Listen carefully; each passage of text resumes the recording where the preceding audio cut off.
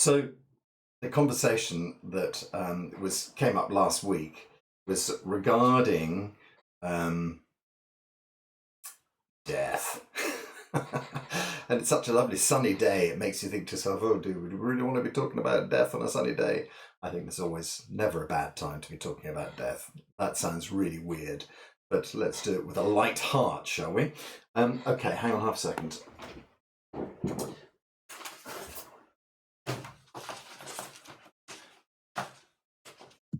There's something very shiny, and I think it's probably my next door neighbour's car, would you believe, sort of sending reflections up. So, yes, it was Penny who reminded me that I'd been mentioning to you that what I was going to rabbit on about was the fantastic subject of death. And what we were talking about from last week, and hopefully, obviously, from last week, you'll probably realise that I'm not a great supporter of sort of misery and upset, and that I'm definitely trying to be a very positive person in my life. And so I think that the point about being a positive person in your life is that you can also be a positive person about the subject of death.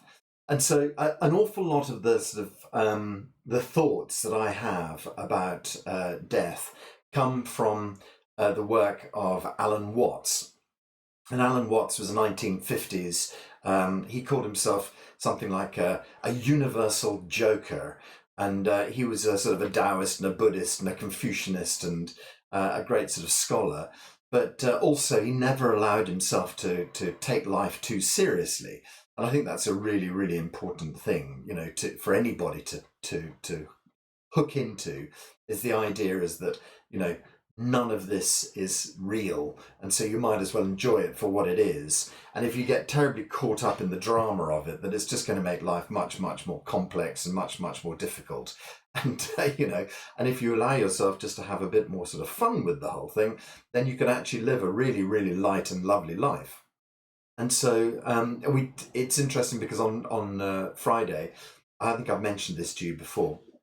I spend a lot of time, and I also suggest it every day to you guys. So I think it's important that I explain myself. When I say to my students, I sort of say it's really important that you listen inside. This is part and parcel of it. And so on Friday, I wasn't listening inside. And very often what happens when I feel something like a cold coming on, or a sort of flu passing through, whatever it might be, my emotions collapse and I'll suddenly find myself feeling cross about nothing at all. And so I can't remember what it was I was feeling cross about, but I sort of, oh, bloody brr, and then I suddenly thought to myself, wow, that was interesting. And I looked back at it and thought to myself, wonder what that was. And I did actually sort of feel a bit kind of, wobbly that afternoon. And what tends to happen is that if I sit for a while and I just kind of be with it, that it tends to clear itself. And so I did exactly that. And so if I can see those emotional eruptions come up, I can then sort of stop and listen into them and find out what they're all about and try and sort of make sense of them. So that's the listening inside aspect. And I think that, it was just interesting for me to see that sort of bubble through and suddenly feel that. And that because I'm attempting to keep myself listening inside, all the time, as it were, the idea with that is that you can gauge how your life is going much more easily. You don't get yourself caught into the dramas of life. And so when someone says something to you, I think that your hair is terrible, and you go, wah, and you explode into some sort of, whole diatribe about how dare you, blah, blah, blah, insult me, you're always saying things about my hair. It allows you to stand back and just sort of think to yourself, I wonder why that person said that, and inevitably, when you start to look at those things, you start to realize that 9 times out of 10, you start to find that things that other people say to you are just their things, just their problems. They're actually not your problems at all. It's some manifestation of something inside of them has set them to saying something about you. Okay, so it's an internal happiness, in an internal lack of happiness in some area with that person has forced them to say that about you. And I think that we then have to sort of look at that in a bit more detail and say, what do you mean by that? So this is this whole idea that you hold up a mirror to the outside world. And so you reflect back the outside world to as it comes to you. And so when someone comes and confronts you, what they tend to react to is your reflection of the outside world, a reflection of what it is they've said. And so, in other words, if your hair is looking particularly beautiful and they're feeling a bit kind of, insecure about their hair, then perhaps they're going to say, I don't like your hair, on the basis of what they're really saying is I don't like my hair. And you have to be able to stand back and assess when people are saying things to you, when people are suggesting things to you, when people are expressing an opinion about something about you. You have to stop and think, I wonder what it is that's driving that person to say that. And so that's a really sort of key starting point, is to not allow yourself to overreact when things like that pop up, is to listen inside, see how you react. If your first reaction is, to sort of leap to it and sort of get upset, then clearly something is going on with inside of you that needs to be looked at. Okay, so this is where our first kind of set of circumstances come up. It's this kind of idea about can we listen inside and how do we react to things. Okay, so this is it's important to listen inside and to be able to live your life in a very sort of comfortable and free way, not overreacting to the outside world and not being triggered by things. So what bearing does that have on death? And right now I'm not altogether sure. I seem to have strayed a bit far from the shore, the certain shore of death.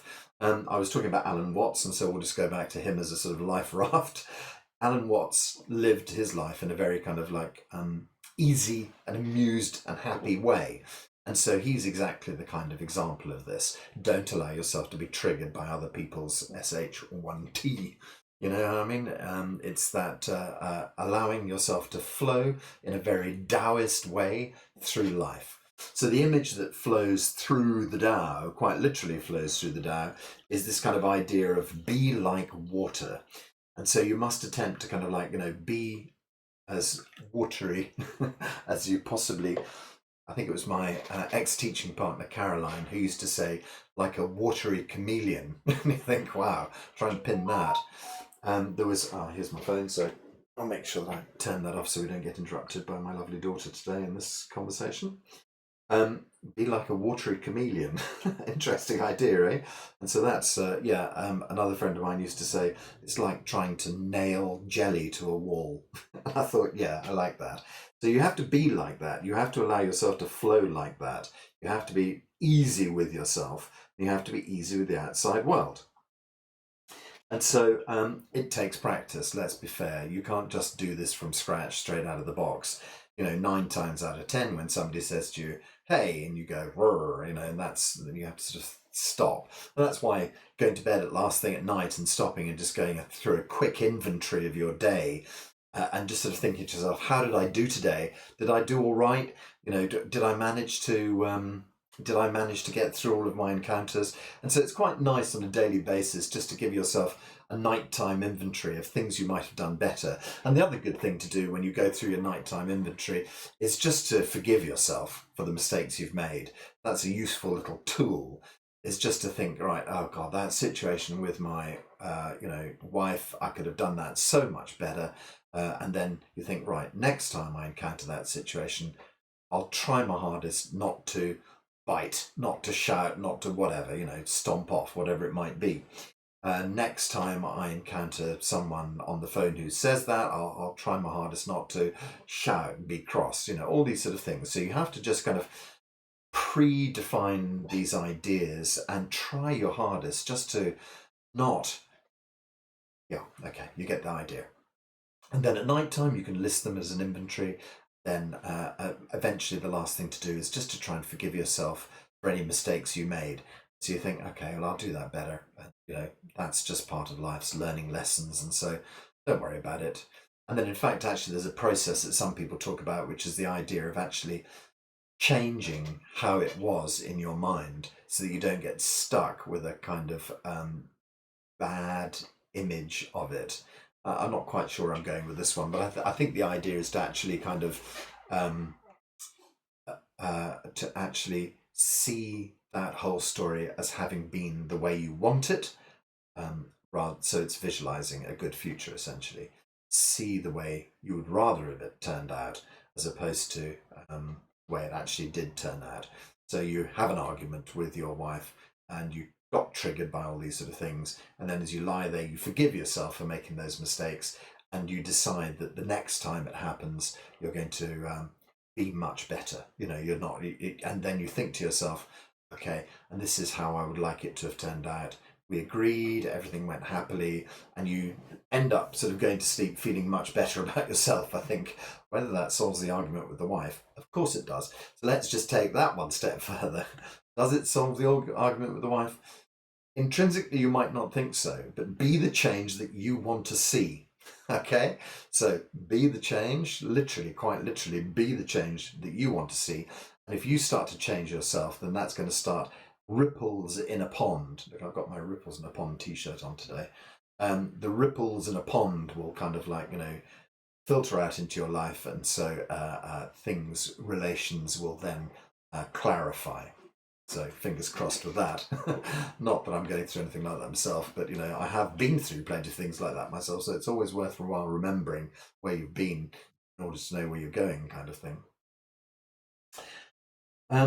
Okay, so Alan Watts, our universal joker, he is really interesting when it comes to talking about the subject of death. Okay, so I take a lot of my lead from him, and he sort of says, one of the sort of the real problems that we tend to have in the whole conversation around death is the way that it's been set up in the Western world. And he sort of says, essentially there's two models available to you. One of them is heaven, and he says, can you imagine as a child thinking to yourself, it's like spending the rest of your life in church every single day, every single minute of every single hour. What child would like that as an idea? And on the other hand, you have hell, and you think, well, I certainly don't want to do that either.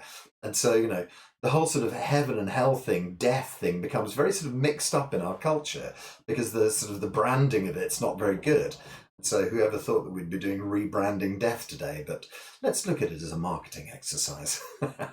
Okay, so anyway, yeah, so he sort of says, things get very mixed up in the Western idea of things because heaven and hell, neither of them are particularly attractive from his perspective. Sort of says, the whole life spent in church, who wants that? And so, yes, okay, you may want a little bit of it, but you don't want your whole life in there. So yeah, I liked Alan's idea of that. And then he goes on to talk about sort of, Western versus Eastern. And his idea is that Eastern version of death is much more interesting. And especially, so he looks quite carefully into the reincarnation idea. One of the images he shows is the wheel of life, or the wheel of reincarnation, perhaps. And essentially, he shows that the Wheel of Reincarnation, there's various different versions of it, the Tibetan version and the Chan or Zen Buddhism version of it, having either 6 or 5 different spokes on the wheel. Inside each of these spokes is a kind of like a phase, if you like. And so there's the phase of human life, and then there's the phase of angelic life, and then there's the phase of animal life, then there's the phase of what is often referred to as the hells, but actually he says, bad translation, that's not a very good idea at all. He says it's more like purgatory, where, the ideas behind purgatory. And then he says there's also the, I forget what the fifth window is. It's something like ghost's life, if you believe in that sort of idea. And then ultimately the center of the wheel, which in, I think, Tibetan Buddhism makes up the 6th quadrant, but in Chan Buddhism makes up the center of the wheel, is Buddha mind, is enlightenment, effectively. And so what he basically says is that you can move between these various sectors. And he says that they're definitely seen as phases and they're definitely seen as movements. They're never seen as permanence. And so that's one of the really sort of key ideas, is that you're never in any of these places for any length of time. And so that also goes for the life section of it. You're never in the life section of it permanently. And so ipso facto, you're never going to be in the the angel section of it, or the ghost section of it, or the animal life section of it for any length of time either. So this is encouraging news already. So it's not cast to hell, goodbye, see you later, burn in the fires of eternity. Ha ha. It's definitely you may have some re-education to be worked through, but nothing is permanent. Okay, and so that was one of the interesting steps that I found in the Life Between Life books as well, was that none of that was mentioned. And I think that, we find that as we move into more modern interpretations, not, 12th century Buddhist ideas, as we move into more modern interpretations, we get this kind of life between life idea. And so life between life basically said that, okay, so let me try and do justice to the thousands upon thousands of people who retold to this one particular regression therapist. Okay, let me just give you a little insight into my understanding of that. It's so we've heard these sort of stories about people who go mad and they believe they're Napoleon, and how odd it is that there are they would have been asylums full of people who thought they were Napoleon. So is that just a kind of a common route for lives that have been through that particular person, or is it truly a mental illness? But it seemed very common that I'm taking most of my understanding of mental history here from 1950s Carry On films or something like that. Some of them thought they were Napoleon and others thought they were Julius Caesar and others thought they were whatever. There must be some sort of idea behind that. And so, and it is something that we find in regression in past life, is that it tends to be that people find that they've experienced past lives as, sort of famous characters. I'm not quite sure. I haven't really thought that through. Perhaps, there are roots of beings that echo throughout many lives. Perhaps that's the idea. However, so what we're talking about here is the possibility that you can go to a therapist and you can say to the therapist, can I regress to another life? The therapist takes you back and you find in the life before that you were, a guy who lived in India and whatever. Okay, so this is quite a common idea these days and quite a lot of people have done it. And you may ask, what's the point? For me, it was a very useful journey. I really enjoyed it, and I found that I had been some lifetimes ago, I had been a priest in Bury St Edmunds Cathedral. Figure that if you can. See where that route has led to. Anyway, so what one regression therapist discovered was that there was a doorway, if you like, a moment in the regression process as he took people back towards a past life, that he could take them through a doorway into the life between life. What happened after you died but before you were born? So this is really some of the key text to what we're talking about here about death. So one of the key aspects that this researcher discovered that was common to literally, I think he regressed 3,000 people, and of the 3,000, something like 1,800 of them retold him a virtually identical story about their experience between lives. Going back to being met by someone who they recognised. Nice, I'm glad about that. And Anita Morjani says, she was met by her father who talked her through the sort of pros and cons. Very nice to make you feel secure that, when you pass on, there'll be someone there who you actually know. So that sort of, perhaps stabilizes the experience in your mind for you. If you pass on, there will be someone there who's going to, hold your hand, someone who you love. Great. The Life Between Life guy then sort of said, but that doesn't last very long. That's only just a very sort of short period, just to kind of transition you, if you like. And then, and this is why we hear so often in near-death experiences of people experiencing that, and then, you know, coming back to life. So there's only a little snippet there where you meet this sort of person, and then you move on to the next phase of your transition, as it were. And everybody seemed to describe the place as this vast kind of universe, often described like a rainbow, but often described as colour across a sort of a plane of light spread out, along which they could move at very high speed. And then, you know, it's difficult clearly to describe the dimensions of that in terms of our dimensions. You know, there's no way to really sort of describe it in words, I don't think. But we had plenty of people sort of talking about almost like what felt like a sort of a beautiful kind of smear of light across the universe through which they were kind of moving. And eventually returning back to things that most people described as being like a bunch of grapes. So they'd find themselves in a kind of like a bunch of grapes, all little grapes hanging there, each of the one kind of illuminated, and the suggestion was that this was their soul or their spirit or whatever it was. Let's not get caught up in terminology, because as you'll know from these conversations, I've dissected the idea of soul and spirit before, and feel that they're probably different things, and I haven't quite got to the bottom line of which bit I'm talking about here. So let's just say soul / spirit for the bottom, for the purpose of this conversation. And so they had returned to what was essentially their cluster. I think it's a great word, and I think that's the word that he uses, that they'd returned to their cluster. And they were aware that in their cluster there were other beings who they always clustered with. So again, there's a lovely kind of family feeling. And the idea was that the people in the cluster tended to always donate, you know, come back to this life together.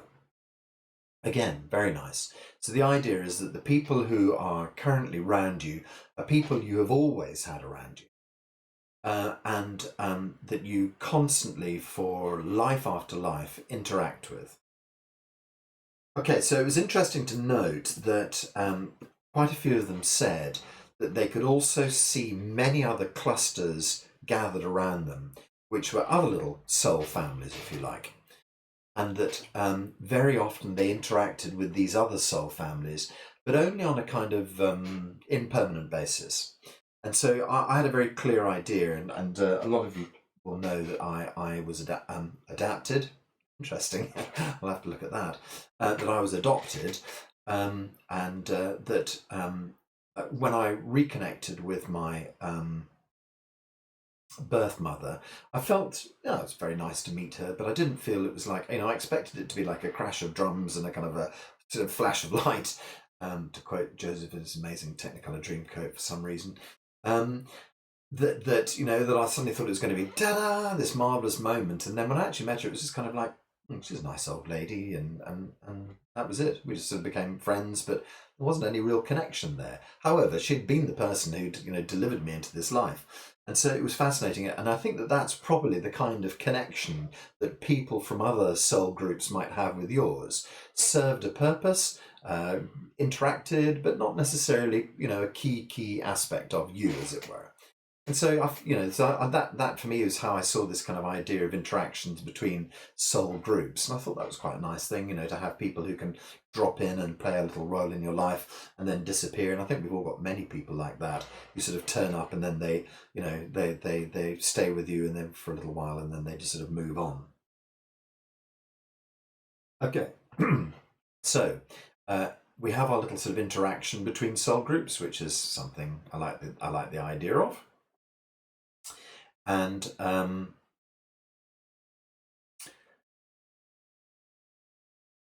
yes, okay, so the next step that went through this kind of whole soul idea was that when you arrived back in your soul grouping, you were aware of the fact that within your soul group and without of your soul group, you would encounter many people, And the nice thing that made it, seem very well organized to me, I'm glad to find that, life between life is organized rather than chaotic like this life, was that it seemed that, all of the souls were color coded, which, what a lovely idea, right? And so, I seem to think that the highest vibration, and I think it may be um, indigo, violet, Richard of York, gain battle in vain, your rainbow colors, I think people may have been color coded towards rainbows. And that's why I think I brought the rainbows in, but I may be wrong about that. You'd have to read these books. But I think that, in the color coding, that the indigo and violet were the sort of the highest evolved souls. And the idea was that they were the people who would help you to learn. Okay, so I think that's a really encouraging idea. I think that's really nice. That what happens is that and if we take into this thing that I mentioned before, this idea of soul contract, is that before you reincarnate, that you discuss with your peers things you could have done better, opportunities that you'd missed. What would you like to do to evolve yourself from orange to red? Sorry, I haven't got a rainbow handy, although there's probably tons on the windows outside I could check. Moving up the scale, how can you continue to move yourself in the colour scale, as it were? And the idea was to a sort of almost like a classroom setting where you could work through your mistakes and solve your problems, and eventually move on to the next set of challenges in this 3D simulation in order to become a better player. Okay, so that's, and the idea was that are the grapes separate from the vine, and is the vine separate from the other vines? No, they're all plugged into the earth, they all come from the same root, and this would be, us, God, that sort of relationship, that we're all part of the universal whole, but our little sort of segment of it being plugged back into the Sims program to live a new life and see if you could do better, see if you could get more points, score better, not end up being recycled again and kind of like having to make the same set of mistakes over and over. Nicely to say there was no judgment involved at all. It wasn't kind of you've done badly. So there wasn't this aspect of hell, but there was this aspect of re-education, and I think that's a nice way of thinking about it. I don't ever see that God would create something where people were eternally punished. It seems like such a worthless and ungodly thing to do. And so we had this sort of idea of moving through this evolutionary scale where you're getting better and better and failing and trying again and failing and improving and failing a next time and choosing tougher lessons for yourself and failing at those, and then choosing easier lessons for yourself and succeeding well at those and doing more. You can see the variance. And so, yeah, so there was this this kind of this borderline where ideas of karma seem to coincide with ideas of life between life. And then eventually, when you felt you were ready for your next throw of the dice, you'd set your kind of soul contract and you'd begin again. Be reborn to the life of your choice, and then your free will would guide you through this life. And so just to remember that everything is free will, nothing is predestined, as it were. And essentially what was happening was that you were always given these choices. And if you continued to make the right choices, you'd come out at the end, tick, and, get a gold star in your class, in your life between life class, and then you'd get your next challenge and off you'd go. But I just want to reiterate this idea that you are with your soul family now. You always have been and you always will be. So I think that is a really beautiful thought. So that instantly takes some of the weight off death, in the sense of, Western death, ah. So immediately that makes you feel happier because it means that you're actually working with the people that you love all the time and they're always working with you. So bingo, what a great start to life and what a great thing to face when you come to death. I think that that's also fascinating because, of course, it then sort of begs the question, my auntie, my mother, my sister, whatever, my dad, these people who you've had in your life and you've sort of, gone, I mean, God, that person, how we love to blame our parents on this call, my parents ruined my life kind of thing. You sort of think, why would I have chosen that? But of course, the reason is you did choose it. You discussed it at length before you actually got involved in this whole process, apparently. You decided at length with your parents that your dad was going to be an alcoholic abusive this time because that was his set of challenges. You thought to yourself, wow, that's a great opportunity for me. I'm going to go down, join in with him because imagine what I can learn from that. And that takes us all the way back to my teacher Lou sitting in San Ling and saying, I'd like a nervous breakdown. And everybody saying, what? And him saying, if I could have a nervous breakdown, I'd understand what was inside it. So I'd know it much better. You think, yeah, okay, I get it. So there we are. So we're now sort of, surrounding ourselves with all these problem characters and making ourselves a problem character as well. And by God, we've chosen to do it, and so, hey, it's a land of free will. You can choose to change anything you want at any time. So that's the most important message coming through here is you're with the people you chose to be with, and you can transform anything at any time. Your lot is not cast. The die are not cast. You don't have to just say, oh, that's my lot and I'm going to stick with it. Change it, people. You don't like it, change it. Right, okay, so where are we at with that? We've got our karmic wheel, we've got our life between life, we've got our progression through back into the next phase, finding yourself where you are. Okay, so let's dip back into Alan Watts a little bit. And interestingly, he says his thoughts, his deep, deep thoughts. Okay, so this is where I'm just going to quietly hammer Google for a moment, and Alexa, and the rest. Is that it's far too easy just to say to Google, why is the sky blue? What we've now done is we've actually stopped critical thinking to a great degree because and this is where my story about information flow and about where you're getting your news from. It's all too easy just to accept someone else's opinion of these things. We've given up on critical thinking, and it's a high time you started critical thinking again about your own life, about your own existence. Don't take anybody else's word for it. Certainly do not take my word for any of this. I put my hands up, I'm just making this up. Please be very careful when you're accepting this information to not believe that it's true. Please stop and think very carefully about the things that I'm saying here and critically dig through them. I don't want to sort of come to a retreat in a couple of months' time.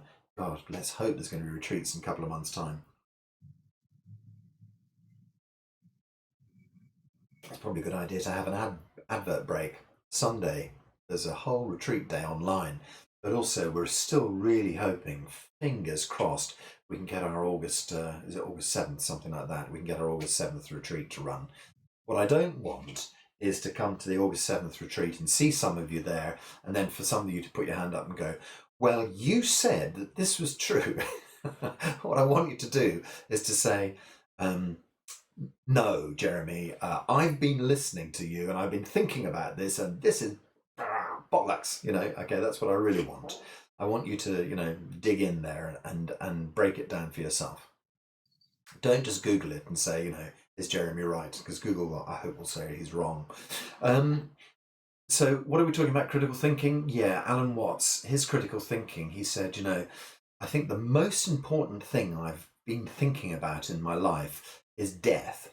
And he said it's where the most creativity in my life has actually come from.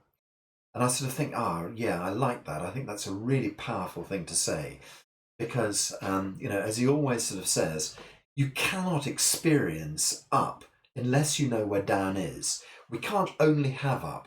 If life is only joy, joy, joy, joy, joy, how will you ever experience it? And so this is one of the sort of the really key things about moving into a life of balance and moving into a life of calm, and thenceforth into a life of, let's say, enlightenment.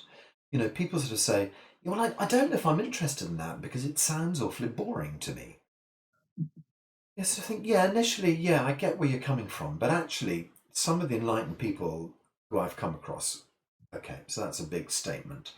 I only have really met one person who I think is really, no, I haven't. I've met two or three people, one or two are deeply enlightened, and I've been lucky to be in their presence, and someone who I know really quite well who's very, very close to it, I feel. And those people don't experience monochrome lives by any means. They experience absolute joy, they experience absolute downs, or they are in those experiences, but they don't let themselves rocket to the top of it and crash to the bottom of it. They can feel joy and they can feel sadness, but they don't allow their equanimity to be broken by that. They allow themselves to remain absolutely calm. They understand and experience the joy of life, but still remain very, very steady with it. And they understand the pain and suffering of life, but still remain very, very steady with it. And so you're not going to, on that basis, enlightenment is not a bad thing. Balance is not a bad thing. It's a really beautiful place to be. It allows you to be in the center, however, not be rattled by the change. And so, as Alan Watts says, it's not possible for you to even enjoy life if you can't understand, the depth. And we're right back with Lou, and I'd love to see a nervous breakdown so I can feel what it means, the ins and outs of it. That's exactly it, because if you can understand it at its true depth, you can really, really, truly be at the center of everything. And so, with this, all day being light, I lived in South Africa for a long time, and in Johannesburg, and I used to wake up every morning and pull back the curtains, and it was like a Kellogg's, cornflakes advert, this beautiful blue sky and sunshine every morning, almost 365 days a year. You start to think to yourself, oh God. And then eventually I discovered Cape Town, and in Cape Town there were days where it rained and there was grey skies and sort of storms and things like that. And I used to go to Cape Town and think to myself, oh, this is fantastic, I love it, because I hadn't realised how monochrome, how brightly lit, perhaps how perfect my sunshine life had become. It was kind of like I'd lost I'd certainly lost Scotland, which is where I'd come from. I'd lost that sort of joy of sometimes being in the grey, in the sun, in the rain. And so if you don't experience up, you'll never know where down is, and if you don't experience down, you'll never know where up is. But the same is true of life and death. If you were just eternally living, where would the joy be in that? Can you imagine living 1,000 years? And eventually you become very tired of it. And I think, we often sort of see these stories where we're sort of looking at things like, I don't know, vampires or something who, are tired of living 500 years, and that's it. And of course, they always sort of have the idea that they've outlasted generation after generation of lovers and wives and things like that. And life comes and goes, and you must just see the round of it. So eventually, you think to yourself, yeah, so what, and start to yearn for some rain instead of the sunshine. And I think that's exactly what those stories are getting at. I had a momentary thought there, which links back to our reincarnation story, and it was Easter story, death and resurrection, and Alan Watts often says, you got the one example about 2,000 years ago of a guy who managed to do it, But how many others of the Catholics or of the Christians have managed to do it? You get one, and then it's not a very good record for the next 2,000 years. Whereas if you look at the Buddhists, everybody's reincarnating. I thought that was quite a funny idea. He was sort of saying, but perhaps the whole resurrection story has been sort of slightly misunderstood. Perhaps it's an example saying to you there is life after death. Perhaps there is resurrection for all of us. And then perhaps it's just been slightly misunderstood within the Christian setting. I don't know. So do with that little kind of spur of ideas what you will. So anyway, so we have this idea that, it's obviously, when you think about it, much better to have the potentiality of death rather than just life, just eternal life. Okay, so now we're sort of working our way towards the idea that I see what you're talking about. I need to kind of like keep going with the life death cycle, and I need to accept it's just part and parcel of it. And then we get Alan Watts saying, yeah, it's better that you have a party on your way out. Why not celebrate it and say to everybody, woohoo, I'm on my way out. I'm really enjoying it. I'm looking forward to the next step. I'll see you all very soon. And have a sort of a great celebration exactly the same way we do when babies turn up. So I think that's a nice sort of thought about it. I'm not sure I have an awful lot of other thoughts to talk about death.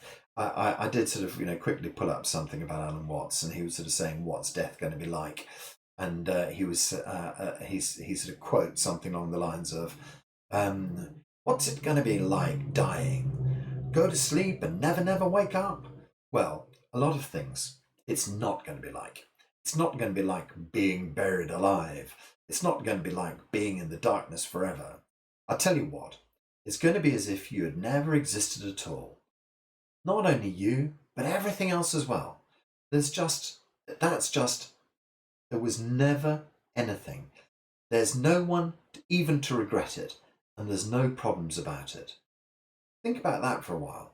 It's a kind of weird feeling when you really think about it, and when you really imagine it, and you help yourself to kind of like start to process it.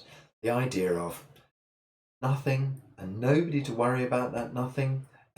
Just imagine it's a bit like going on holiday. I remember leaving for South Africa when I was 20. And I kind of went through the gates at Heathrow, got on the plane, and off to a whole new life and a whole new adventure, leaving my family standing there in tears. They all put on a brave face till I walked through, and then everybody collapsed into tears, and I only found this out about 5 years later. And of course, when you're a hard youth, you don't think these things. You just think, woohoo, here goes my life. And you don't think about the people you're leaving behind. Well, I think we have to encourage the people we're leaving behind to feel much, much better about it. So I think it's our duties to start talking to our families about death. Because it's actually hidden away. Nobody wants to talk about it. It's this kind of hidden subject where it's kind of, don't talk about it. It's very taboo. Taboo? Rubbish. Come on. And I think that we all need to sort of, get together in this idea that we're all eternally together. And I think we just have to keep on saying, don't forget, I'll see you. I will be with you. We will always be together. Let's just be part of this party and keep it going. And keep trying to remember each other, I suppose. And so, Alan Watts' death, it's this celebrate it and don't worry about it. And then he sort of says, do you remember the moment before you woke up this morning? Occasionally, you get a few sort of, dreams that you think must have been just before you woke up. So you're moving to this kind of dream state, and eventually you're back into this kind of, sort of, oh, hello, here's the morning, I'm awake. And so that's his whole point, is that you don't remember falling asleep, you don't remember waking up, and sometimes you sort of see these movies where people sort of wake up and they don't remember their lives, some sort of filmic trick about amnesia. That's the kind of idea of it, isn't it? You don't remember and you just start again, and you sort of say, oh, this is interesting. You learn and you meet and you go on, and here's a new life. But it's comforting at some depth to know that these are all the people you've been with. So, where does that leave us for today? I would like to have you experience death in this life. then, unfortunately, we're not going to go to the sort of the Day of the Dead kind of experiences, um, Dias das Mortis or whatever it is they do in Mexico, where they kind of like bury you in a coffin and kind of have some sort of terrible sort of ceremony where where when you wake up you feel like you've been resurrected or whatever. No, that's not my style. Let's just go through a simple meditation, a simple visualization, which leads you through the letting go process, which leads you to a deep meditation where you just experience the oneness of the entire universe. And then when you bring yourself back, it's as if you've completely rebuilt yourself anew, that you have been reborn. So let's just have a rebirth right here. Oh, bless my teacher, Leonard Orr, what a lovely old bloke he was. And he's renamed himself the father of rebirthing. His rebirthing process was my gateway to life between life. And so, one last sidetrack, just to remember Leonard, who passed away about 4 or 5 months ago, I think it was, and a really extraordinary character, beautiful character. He was all about the immortals as well, about making yourself immortal. So clearly, he wasn't, totally embracing death. He was looking for ways to avoid it, apparently. But no, he'd met many immortals, he claimed, during his lifetime. And so, having been to India lots of times and met these people who were apparently, he says that he met Babaji, and some of you may be followers of Babaji. He says that Babaji has maintained a postcode on this earth for 20,000 years, and that he'd met. So he then met a lot of people who'd lived for quite a long time. Then he started to set the bar quite high. So it had been common enough for him in his research work to meet a lot of people who were living quite a long time, and essentially, essentially, he set the bar as being over 347 years old would allow you to fit into his category of immortal. And so his formula for immortality was bathe your body in water twice a day, meditate on your complete health, and be with fire every day. So he sat with a fire every single day, come summer, come winter. And he said that basically the energy of fire cleanses your aura of impurities. The energy of water does the same, washes away your impurities. And that was his story. Oh, it's a real shame to say it, but Leonard died at about 88 or something like that, and so anyway, you'll have to make your own mind up about immortality. But he said that all the people that he'd met who were immortal had followed the same principles: vegetarianism, not eating an awful lot, sitting with fire, and bathing, having a daily bathing practice. And he said, how beautiful it is. We all have our own man caves, whereas, once upon a time you'd have to be out getting the sticks and carrying pails of water, whereas these days you have it in a tap in your bath, switch on your gas fire, and there it is. So you have the perfect kind of yogi cave in your own home. I always thought that was quite a nice idea.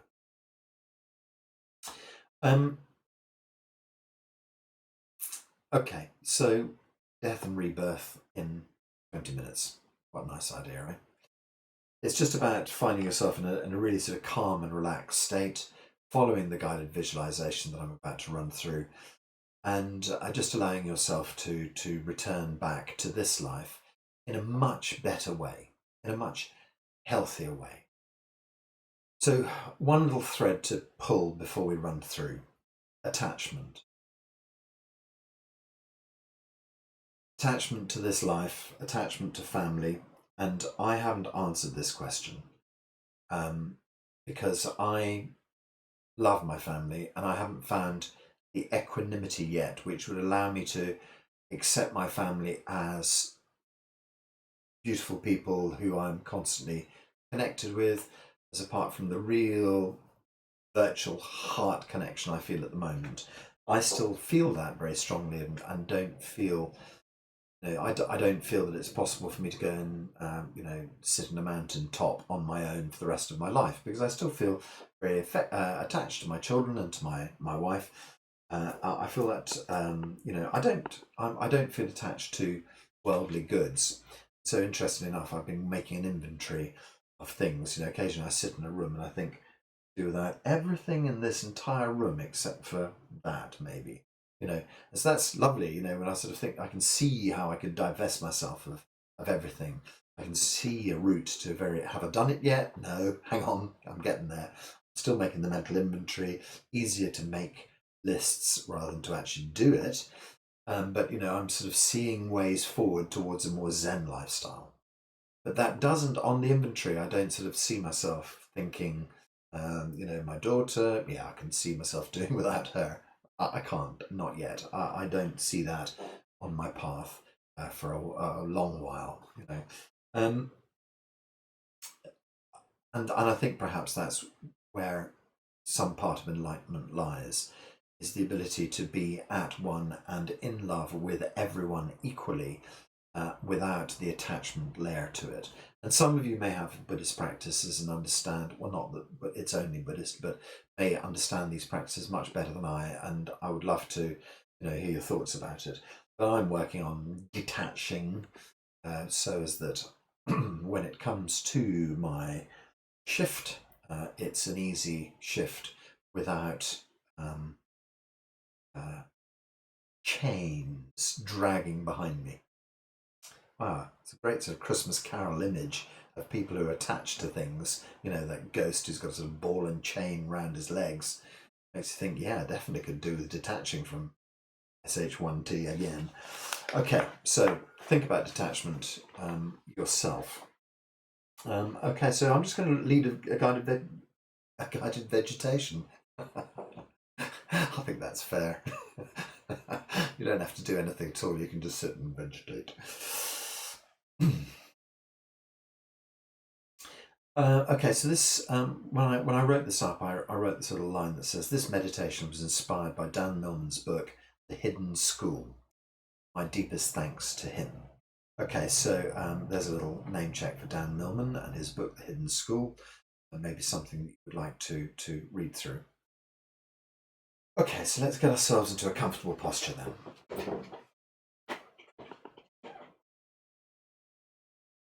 I can't help the gallows humour, unfortunately.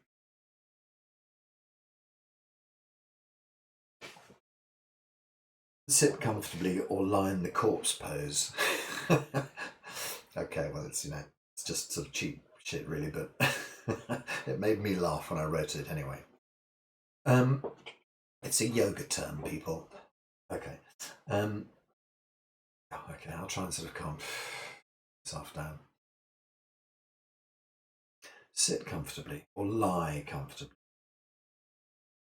As with Janine instruction, draw your mind back inside. So we draw the mind back inside, deep in the center.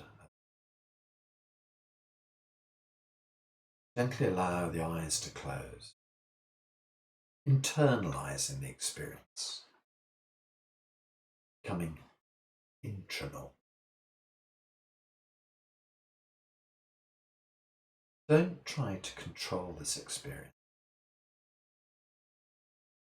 Just allow.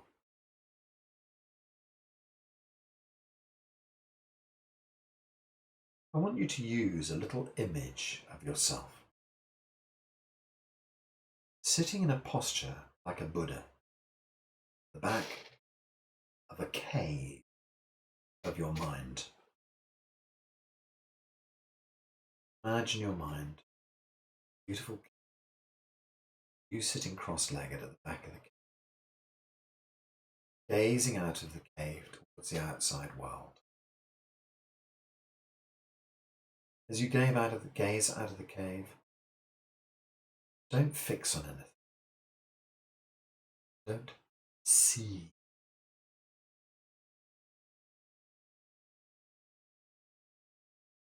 Just inhabit the back of your body. Become an observer of this process.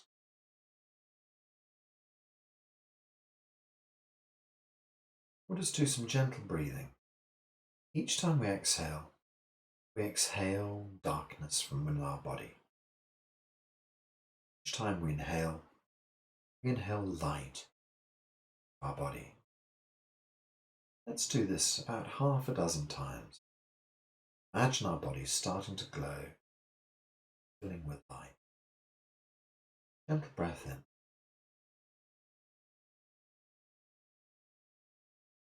As you breathe out, gently exhale darkness.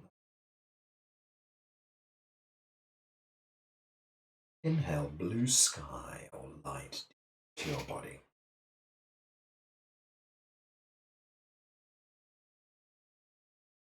Exhale darkness and problems.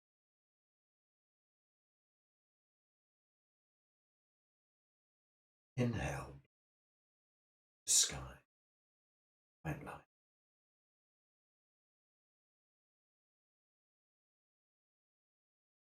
Exhaling dark.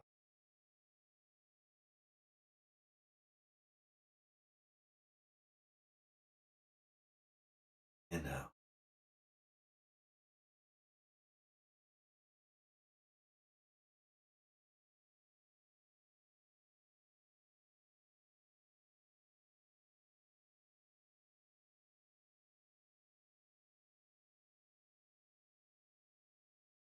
Allow your breath to gently dissolve.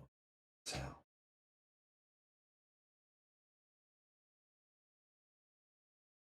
As you inhale, fill your body with light.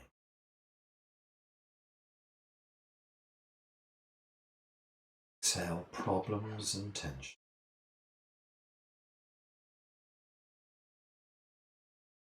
Weighing energy inside. Last cycle. Exhale.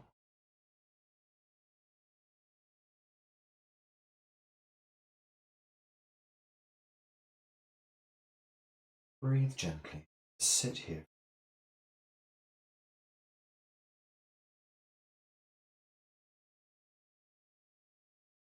No.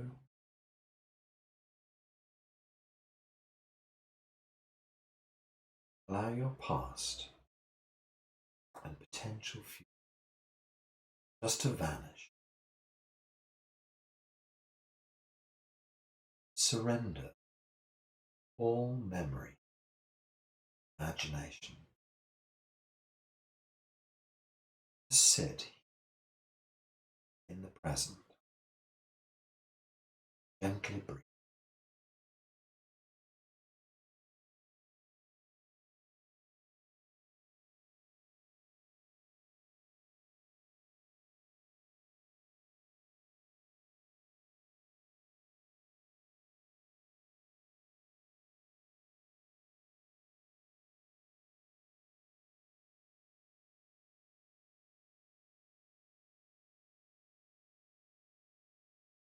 No more object. Allow all possessions to vanish. No more sex. No more love letters. No more toys, tools, clothing. All I've owned, all I've collected or bought, simply vanish. I will leave the world as I arrive.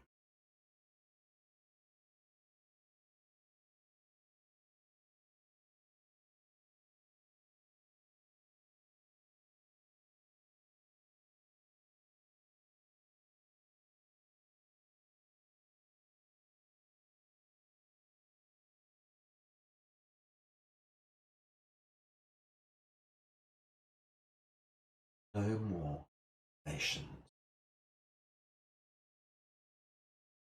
Bid farewell, every human, animal. No.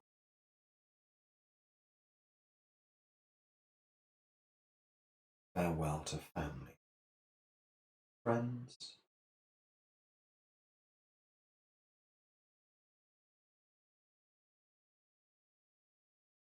all those I love to love me vanish. This point on, alone.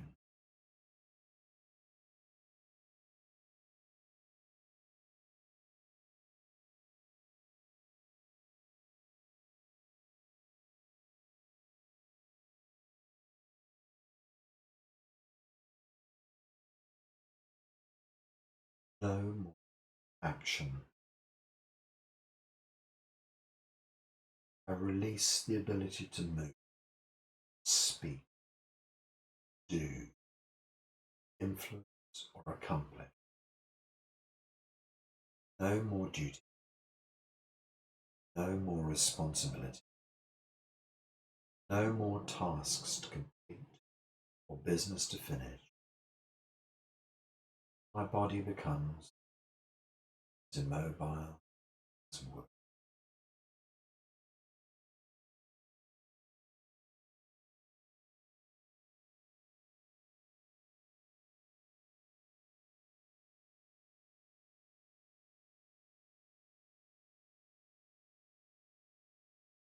No more action.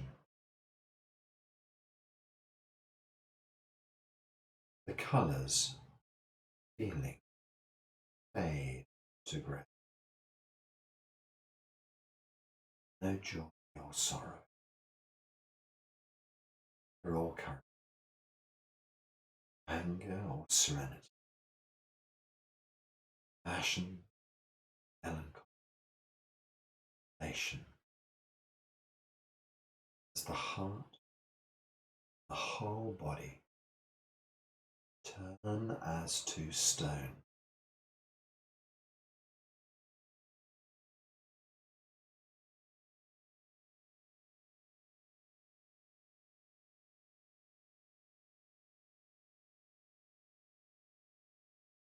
No more savouring.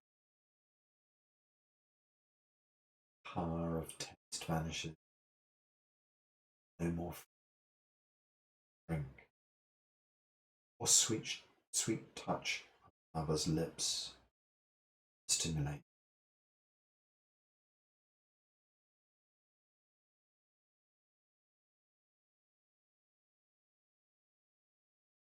No more smell. End of all scents and fragrances of food and flowers. Gone are all the aromas, those I love.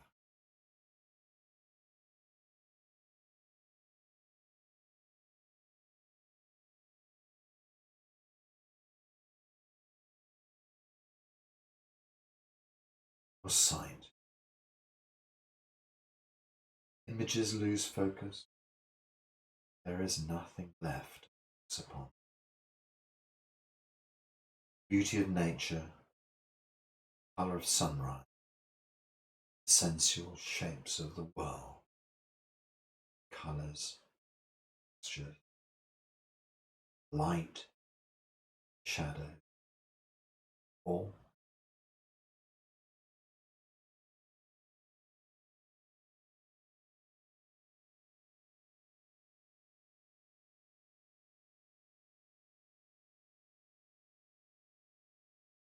No more sound.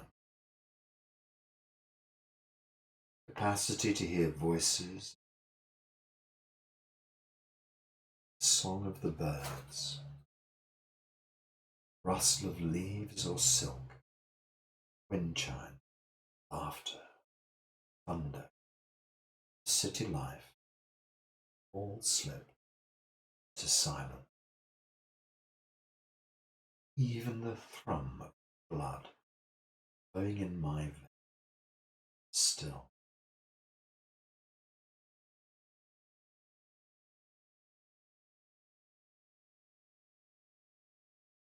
No sensation. The end of pain or pleasure. Warmth. Never again skin loved one. Never ever grow numb.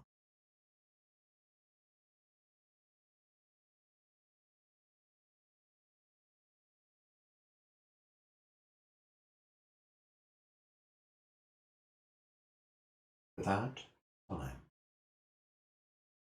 object, relations, or the sense of taste, smell, sight, heat. Only darkness and silence remain.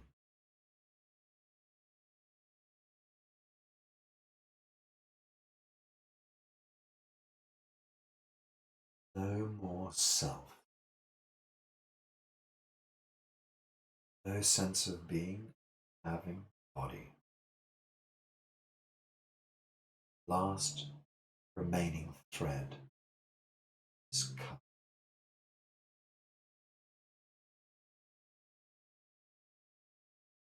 Now finding the center.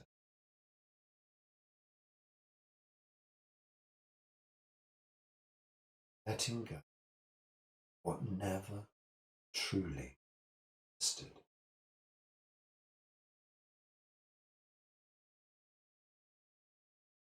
Fading, growing transparent, weightless, vanishing.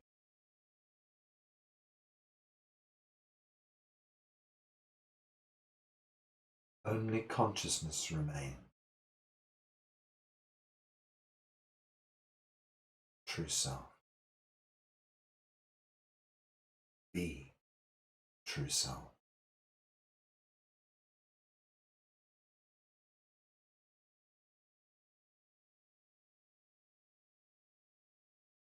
True self.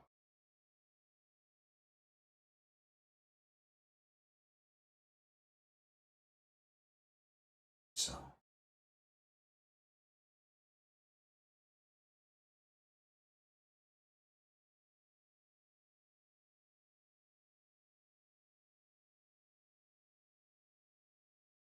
And the world goes on exactly as it was without me.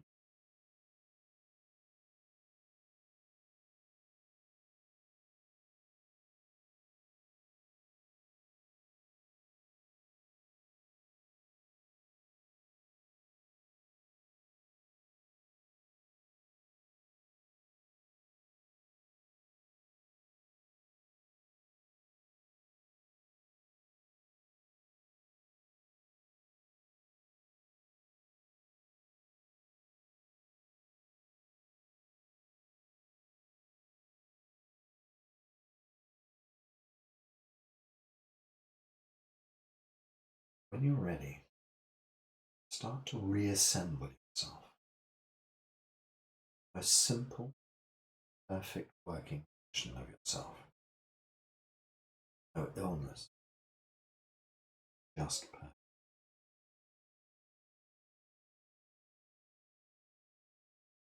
Just integrate this with a little chi. Slowly feel my universe, feel the true self. Experience yourself as the universe, open in every possible way.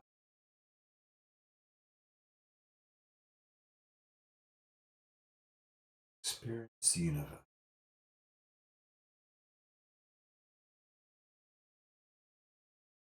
Draw our hands together, gently draw chi deep inside them.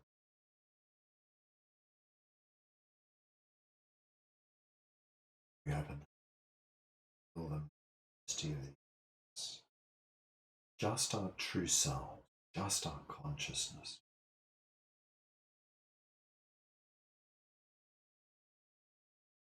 Need God.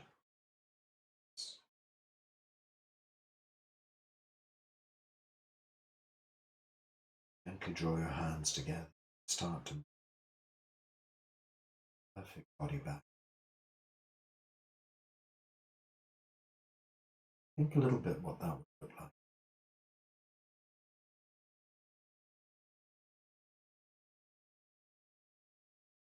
Imagine how you see yourself.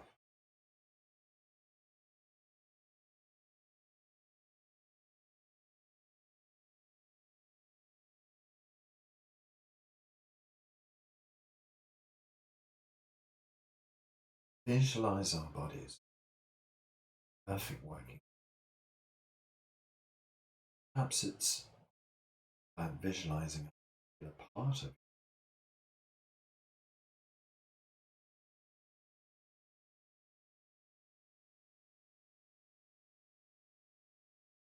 do so, see it how you wish it to be.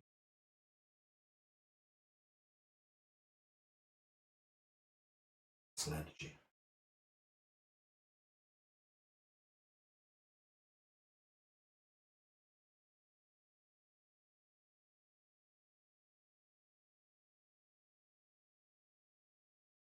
Open, out into the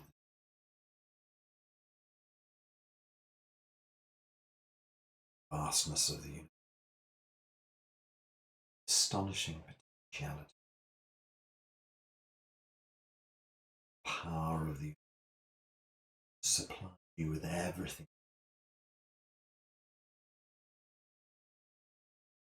Draw this energy.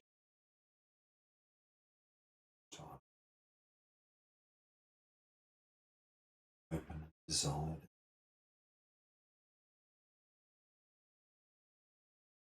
Or back and just channeling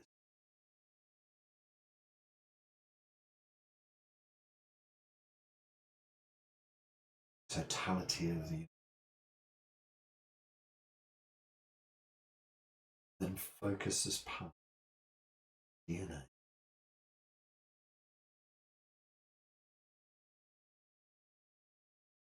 Totality of the universe as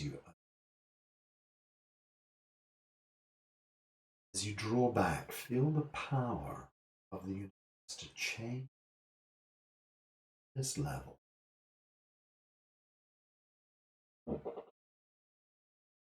When you open, truly feel and experience this universe.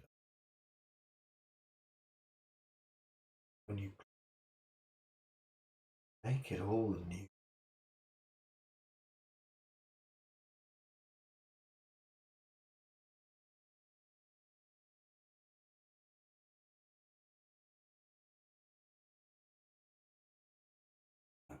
dissolve,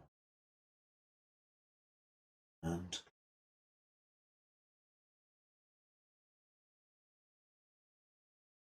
as you open,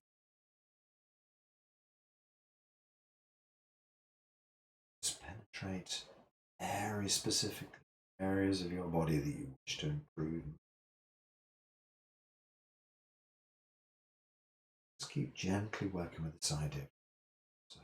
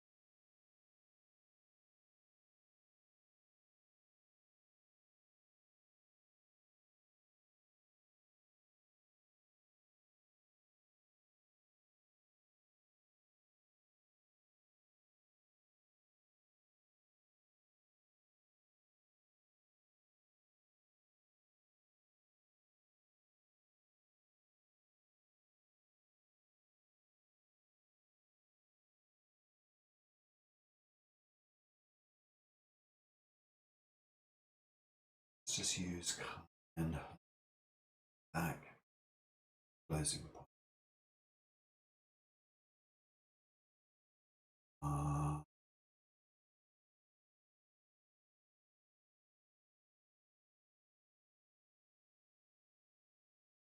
Entirety of our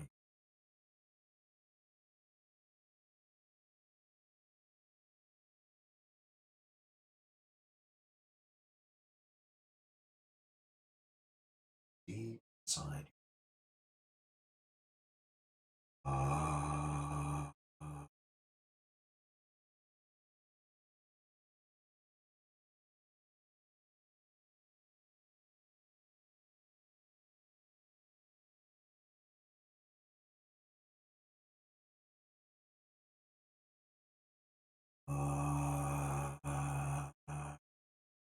open.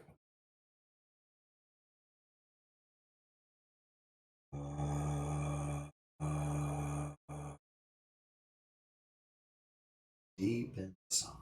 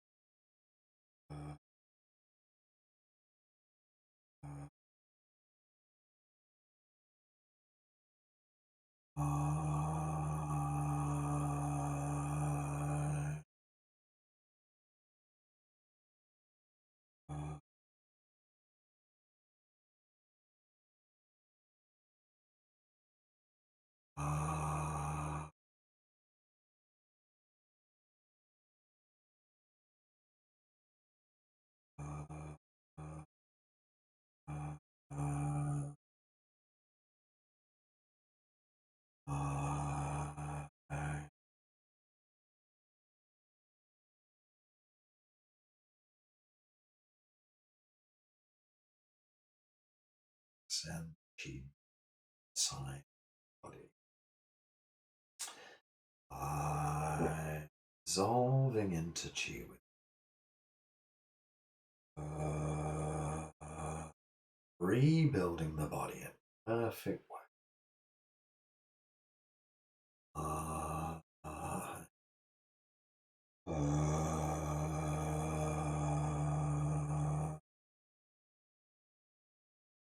Penetrates every cell of your body, filling you with chi, building your body strong and new.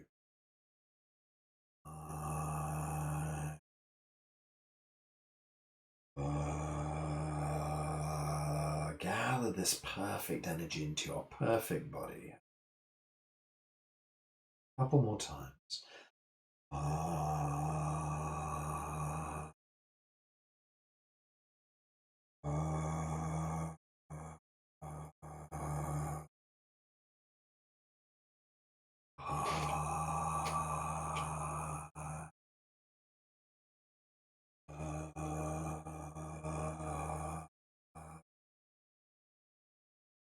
Next couple quieter.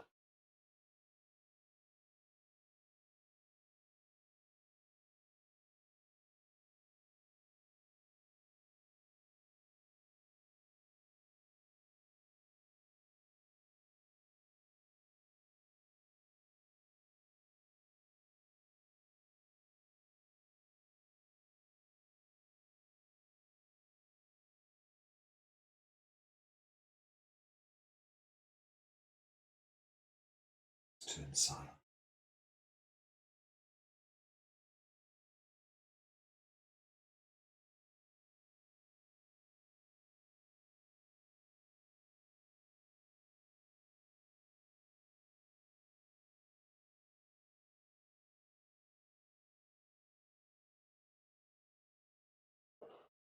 Just sit here in silence. Relax your body. Feel your body completely reassemble. Perfect working. Draw your hands to your belly. Just rub some gentle circles around. Really ground yourself back into your body. Feel your place. This body. Feel your place. It's a lovely 3D existence. We should all experience the power of our death. So doing, you can live your life without any more fear. Live your life without fear of death. Hola. Live your life without fear of death. Hola. Just experience that idea. Live your life without fear of death. Magnificent is that.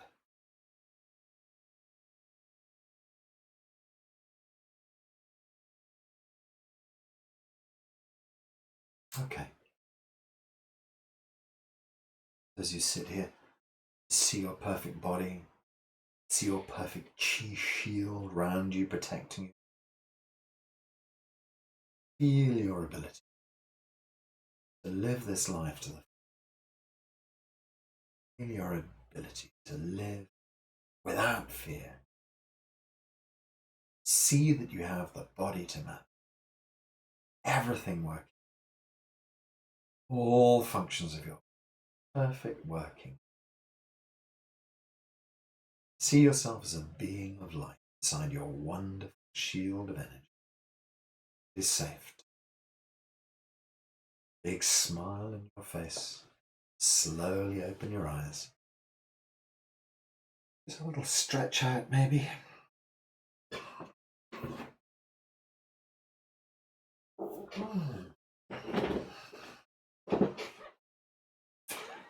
Well, so I think that's us, people. Just have to say hola. So worked through fear last week, shyness the week before, fear this week, and now death. Sorry, last week was fear, this week death. I'm not sure I got much to go left in me, so I think I need some ideas. If you've got anything, and I saw Lorraine typed up there, thought-provoking deed. Okay, good. Well, if you have any thoughts and it's provoked them, please don't hesitate to ask me questions via the email. In other words, I'm just going to unmute everybody and we'll say hello together, and then that's that. We'll have a lovely day living without fear. Unmute all. Okay, so people, hands in the air. I'll say 1, 2, and then we'll all say hello together. So, 1, 2. Ha. 1, 2. Ha. 1, 2. Ha. Oh, lovely. Thank you very much. So I hope to see some of you guys on Sunday when we'll be doing our 3 Monkeys meditation day. Not meditation day, just practice day. And we'll be talking about self-healing on that Sunday. You can see all that on my website, 3monkeys.co.uk. Otherwise, there's the exercises class tomorrow, 9:30 and 6:30. Come along and join. Lovely to see you all. Good to see you. Bye, everyone. Thank you. Pleasure. Bye. Bye.